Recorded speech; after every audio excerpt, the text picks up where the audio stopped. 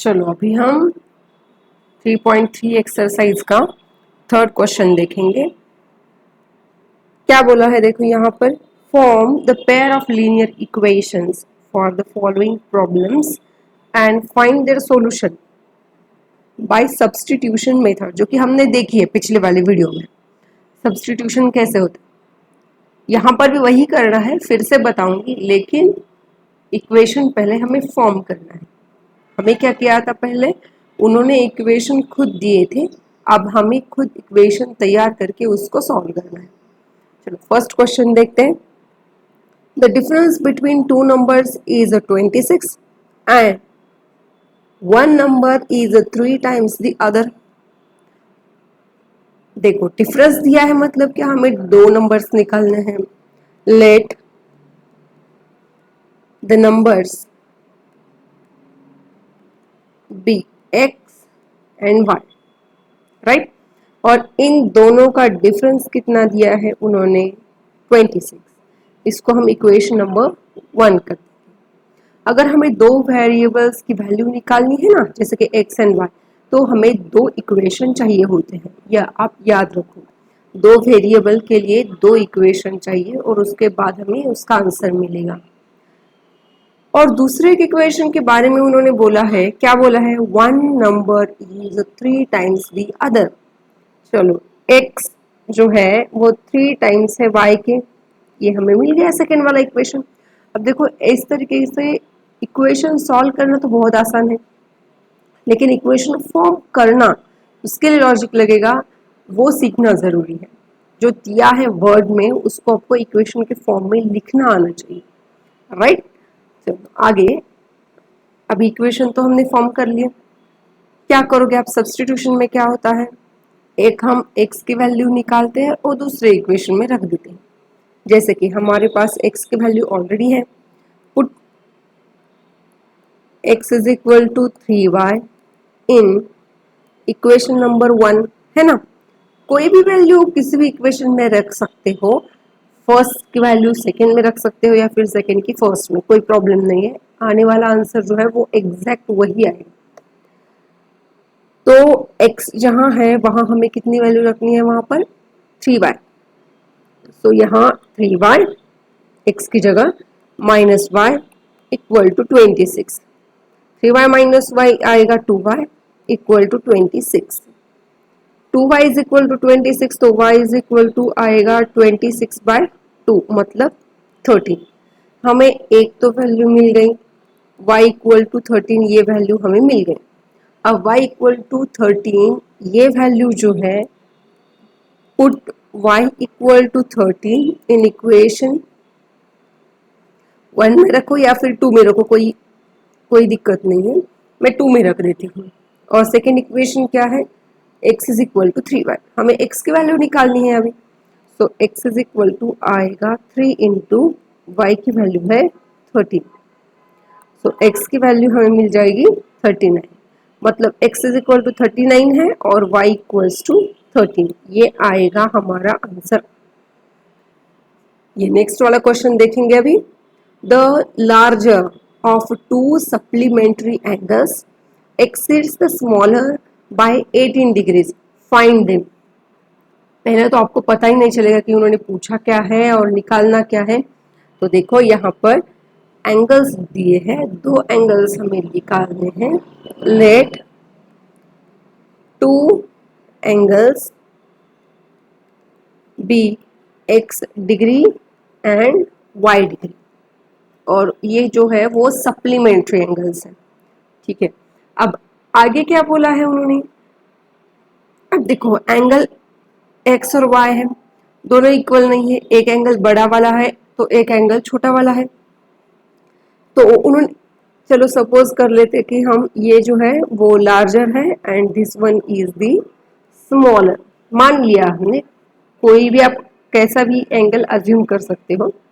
तो जो आपने लार्जर अज्यूम किया है उसके बारे में क्या लिखा है, लार्जर ऑफ टू एंगल्स, मतलब x is equal to, exceeds मतलब बड़ा है, किससे, x जो एंगल है वो स्मॉलर एंगल से 18 डिग्री बड़ा है, समझ में आया?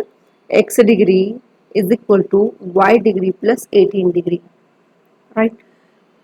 ये है बड़ा वाला एंगल जो कि है y plus 18।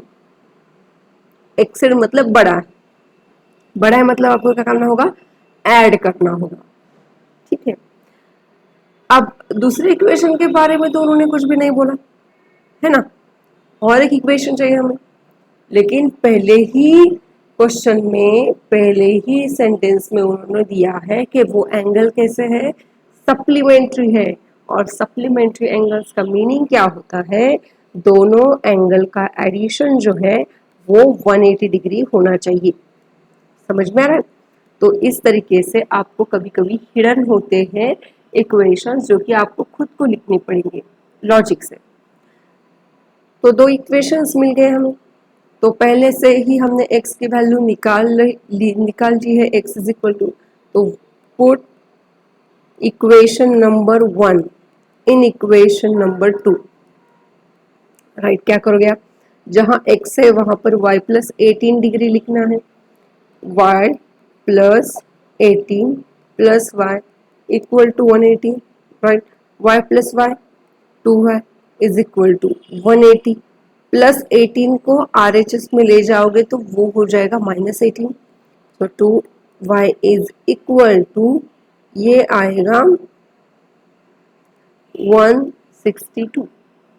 So y equal to कितना आएगा, 162 अपॉन 2, कितना आएगा इसका answer, 81।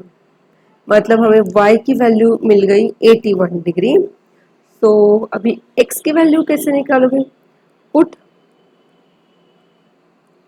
y equals to 81 in equation number, कोई भी इक्वेशन में रखो, चलो हम इसको रख देंगे इक्वेशन नंबर 2 में।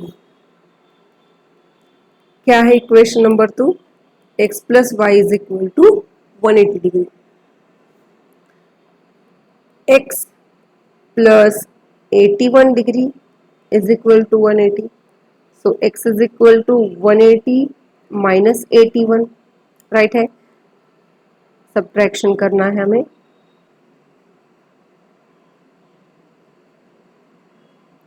इसका आंसर आएगा 99। मतलब हमारे पास दोनों एंगल हमें मिल गए, x is equal to 99 and y is equal to 81, ठीक है। और क्रॉस चेक भी आप कर सकते हो, जो आपकी वैल्यूज आई है वो बराबर है या नहीं, आप कैसे क्रॉस कर सकते हो, जैसे कि इन दोनों का एडिशन कितना आना चाहिए, 180 डिग्री, वो आता है, ठीक है। मतलब ये आंसर जो है वो राइट है। ये वाला देखो अभी third question, the coach of a cricket team buys 7 bats and 6 balls for 388 rupees. Later, she buys 3 bats and 5 balls for 1750 rupees. Find the cost of each bat and each ball. बहुत ही simple है, equation form करना है। Variable तो मिल गए आपके, एक है bat के लिए, एक है बॉल के लिए। Let cost of 1 bat is equal to x rupees. आगे उसी तरीके से cost of 1 ball y rupees, ये एक के लिए चालू है, राइट। तो उसी की तरीके से कॉस्ट ऑफ 7 बैट्स है ना, 7 बैट्स कितनी आएगी, एक की x से तो 7 की 7x। Again cost of 6 balls कितनी आएगी, 6y, राइट। और इन दोनों की जो कॉस्ट है टोटल कितनी है, 3800 रुपीज। मतलब टोटल कॉस्ट कितनी है उसकी, मतलब 7x प्लस 6y, इसकी कॉस्ट होगी 3800 रुपीज। उसी तरीके से 3 बैट एंड 5 बॉल्स की कीमत निकालनी होगी, 3 बैट्स और 5 बॉल, इसकी कीमत है 1750 रुपीज, ठीक है। हमें ए की कीमत निकालनी है, मतलब एक्स और वाई की वैल्यू निकालनी है। बहुत सिंपल है। अब हाँ, ये थोड़े कैलकुलेशन मतलब बड़े हो सकते हैं लेकिन आसान है। From equation number 1, from equation 1 इसको हम रीअरेंज कर देंगे। 7x इज इक्वल टू, ये तो एज इट इज रहेगा, 6y को क्या करते हैं हम RHS में भेज देंगे। सो x इज इक्वल टू कितना आएगा 3800 माइनस 6y अपॉन 7। बस यही वैल्यू सब्सटीट्यूट करनी है हमें इक्वेशन नंबर 2 में, राइट। अब 3 इंटू एक्स की वैल्यू जो है वो लिखो, 3800 माइनस 6y अपॉन 7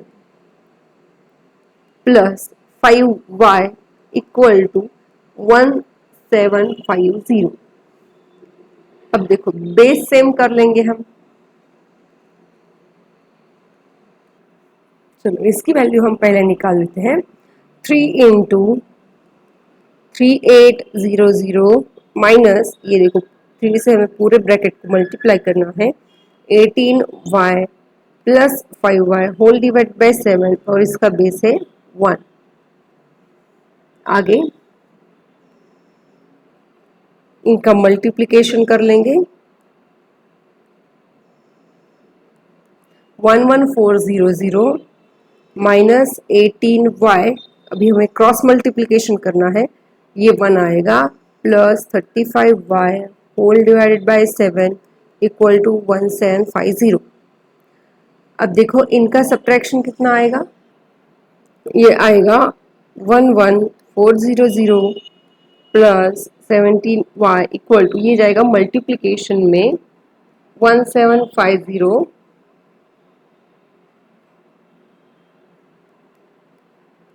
इंटू 7,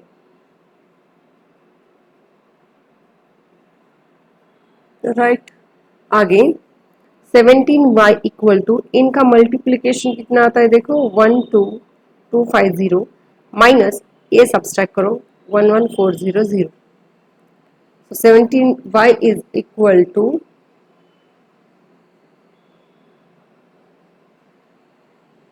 ये इनका सब्ट्रैक्शन आएगा 850, y इज इक्वल टू आएगा 850 अपॉन 17।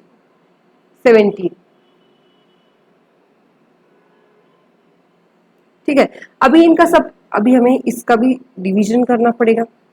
तो इसका आंसर आता है डिवाइड करने के बाद y is equal to 50।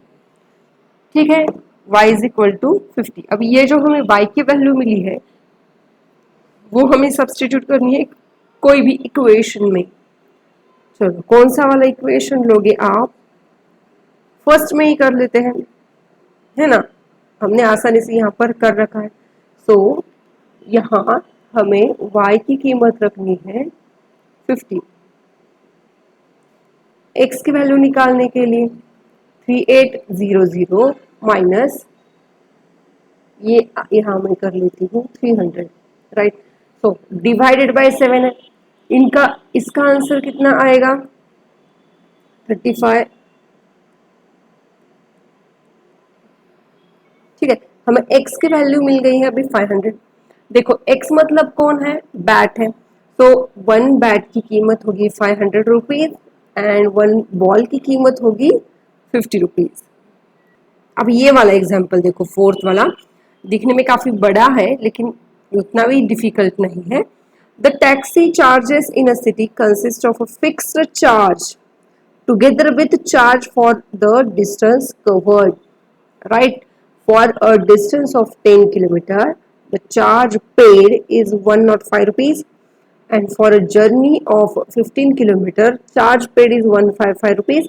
What are the fixed charges and charge per kilometer, and how much does a person have to pay for traveling a distance of 25 kilometer? See, इसमें 2 questions हैं।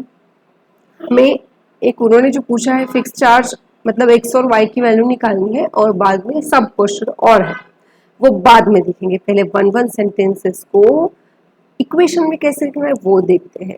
चलो क्या दिया है, taxi charges in a city is consist of fixed charge together with charge for a distance cover.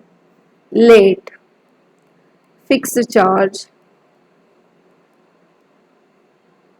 Is equal to x rupees. ठीक है, और charge per kilometre is equal to y rupees. ठीक है, राइट. मतलब आप कहीं भी जाओगे तो एक्स रुपीज तो आपको देने ही पड़ेंगे, और साथ साथ आपको देना पड़ेगा सपोज पर किलोमीटर के लिए जितना है उतना पैसा. तो उन्होंने एक केस डिवाइड की है for a distance of 10 kilometre. For 10 kilometre, अगर आपको 10 किलोमीटर जाना है ना, तो आपको क्या करना पड़ेगा, कहाँ गया एग्जाम्पल. ओके, अगर आपको 10 किलोमीटर कहीं जाना है तो आपको क्या करना पड़ेगा, फिक्स चार्ज एक देना है. ठीक है, और उसके साथ साथ 1 किलोमीटर के लिए वाई दे रहे हो आप, तो 10 किलोमीटर के लिए कितने रुपए दोगे, 10 वाई रुपीज. ये तो आपका फिक्स है एक्स, इसको 10x नहीं लिखना है, ये फिक्स अमाउंट है. उसके साथ अगर आपको 10 किलोमीटर जाना है तो 10y, और उसके लिए उसने कितने चार्ज किए हैं, 10 किलोमीटर जाने के लिए टोटल उसने 105 रुपीज चार्ज किए. तो ये आएगा 105. चलो इसको इक्वेशन नंबर 1 देते हैं. एंड फॉर 15 किलोमीटर, 15 किलोमीटर अब मतलब कितना आएगा, x plus 15y is equal to कितना आया है देखो, 155 रुपीज. ठीक है ना. अभी हमें निकालनी है x और y की वैल्यू. ठीक है, अब आप क्या करो, फर्स्ट इक्वेशन को थोड़ा सा रीअरेंज कर लो. मतलब x इज इक्वल टू आएगा 105 माइनस 10y. थोड़ा रीअरेंज कर लिया. अब ये वैल्यू हमें सब्स्टिट्यूट करनी है इक्वेशन नंबर 2. x की जगह आप लिखोगे 105 minus 10y plus 15y equal to 155. Simple है. अब देखो 105, 15 minus 10 plus 5y is equal to 155. तो 5y इज इक्वल टू आएगा 155 माइनस 105. मतलब 5y इज इक्वल टू 55 0 5 0, मतलब y की वैल्यू आएगी 50/5 मतलब 10. y की वैल्यू हमें मिल गई 10. अभी निकालनी है x की वैल्यू. तो फर्स्ट इक्वेशन में सब्स्टिट्यूट कर देंगे हम. x is equal to 105 minus 10y. Right, यही है equation. x is equal to 105 minus 10 into 10 कितना आएगा, x is equal to 105 minus 20.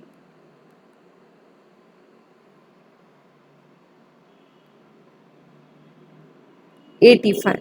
Right, मतलब x की वैल्यू 85 रुपीज है. मतलब क्या है, x की वैल्यू है 85 रुपीज और y की वैल्यू कितनी आई थी हमारी 10 रुपीज. फिक्स अमाउंट है 85 रुपीज और 1 किलोमीटर के लिए कितने लेगा वो, 10 रुपीज. अगर 10 किलोमीटर जाना है तो 85 तो देने ही है, प्लस साथ में 10 इंटू 10 100 रुपीज देने. ठीक है, और उसमें से लास्ट क्वेश्चन उन्होंने ये पूछा है, अगर किसी आदमी को 25 किलोमीटर जाना होगा तो उसको कितनी पेमेंट करनी होगी. तो हमने सब कुछ कैलकुलेट कर लिया है. फॉर 25 किलोमीटर क्या होगा, x प्लस 25 हुआ है, उसको इतना पे करना है. राइट, मतलब फिक्स अमाउंट एक है और जो उसको 1 किलोमीटर के लिए देना है वो तो देना ही है. तो x की वैल्यू आएगी 85 प्लस 25 इंटू 10 मतलब 85 प्लस 250. कितना आएगा आंसर इसका, 335 रुपीज उसको देने होंगे. ओके, यहाँ पर देखो एक गलती हो गई है कि हमने जो y की वैल्यू निकाली है वो तो एग्जैक्ट राइट है. हाँ, यहाँ इस एग्जाम्पल में देखो x की वैल्यू थोड़ी सी गड़बड़ हो गई है। 10 into 10 मतलब 20 नहीं है, वो 100 आएगा। सो यहाँ इसकी वैल्यू 85 नहीं, 105 माइनस 100 मतलब 5 आएगी। और 25 किलोमीटर्स के लिए कितना आएगा यहाँ पर 25। यहाँ बस 5 रुपीज लेने हैं। फिक्स चार्जेस जो है वो 5 रुपीज है, मतलब इसका आंसर आएगा एट लास्ट 255। बस थोड़ी सी गड़बड़ी हो गई। अब ये वाला एग्जांपल देखो, क्वेश्चन नंबर 5। ठीक है, a fraction becomes 9/11 if 2 is added to both the numerator and denominator, and if 3 is added to both numerator and denominator it becomes 5/6. Find the fraction. p by q के form में होना चाहिए fraction, मतलब x by y के। एक जो fraction है वो कितना है 9/11 आएगा। कब, है ना, let numerator is equal to x लूंगी मैं, और डिनोमिनेटर y लूंगी, राइट। और फ्रैक्शन कैसे बनता है, न्यूमरेटर अपॉन डिनोमिनेटर। ये आएगा आपका फ्रैक्शन अगर आप दो ऐड करोगे, न्यूमरेटर और डिनोमिनेटर दोनों में। मतलब ओरिजिनल तो x है न्यूमरेटर, उसके उसमें अगर 2 ऐड कर दोगे और डिनोमिनेटर में भी 2 ऐड कर दोगे तो आपको नया फ्रैक्शन मिलेगा 9/11। यही उन्होंने दिया है और ये है हमारा इक्वेशन नंबर 1।